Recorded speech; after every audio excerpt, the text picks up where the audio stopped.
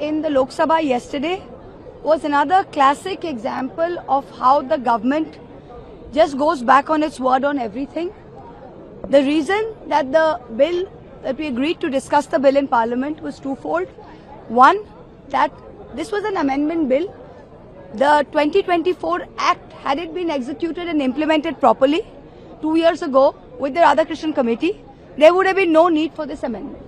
Still, this government brought in the amendment. We said we will support the amendment, but we also made it very clear to the government, to which the government agreed, that there has to be some jawabdahi, some accountability for the police brutalities which happened on the Chalo Sansad March on the 20th of July. The government agreed to it.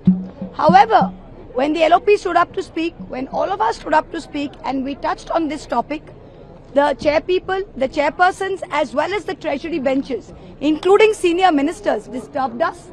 So two pieces of information I want to give you very clearly. That who says that their government is saying Amit Shah is not responsible? Two questions. Amit Shah is in charge of Delhi police, yes or no, sir? Amit Shah is in charge of Delhi police. Amit Shah as Home Minister is in charge of CRPF RAF, yes or no? Yes, he is in charge.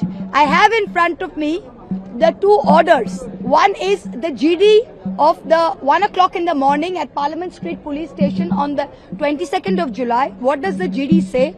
The GD says very clearly, GD number 0008A, which says on the night of 20th of July, Deputy Commandant RAF Satish Kumar Sangwan, 108 Battalion, came and informed that on DCP North Raja Bhatija's instructions, a total of 55 non-electrical shells, 15 electrical shells, 5 tear smoke granites, 2 rounds were fired from anti-riot guns. Now this is a DCP ranked officer, North Raja Bhatija, reports to the Minister of Home Affairs. Who's in charge of this? Amit Shah. Who's responsible? Amit Shah.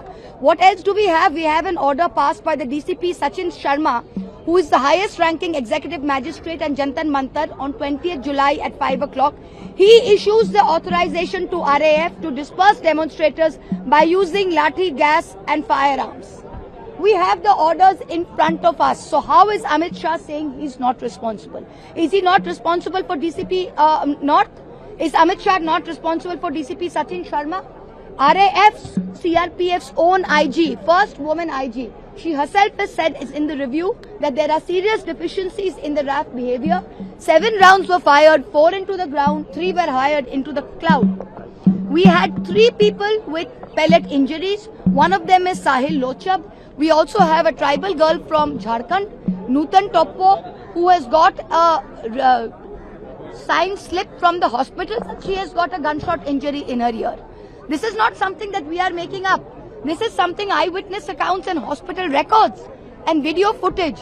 The good news is we did not depend on Godi media that day. Independent photographers, independent mobile people, independent videos are aware everywhere. No matter how much the government is trying to remove it, this exists. So Amit Shah either gave the direct order or through his chain, the orders were given from his ministry. There is no escaping that, Mr. Shah. By making the LOP keep quiet does not hide the truth. We want the Amit Shah in the house today.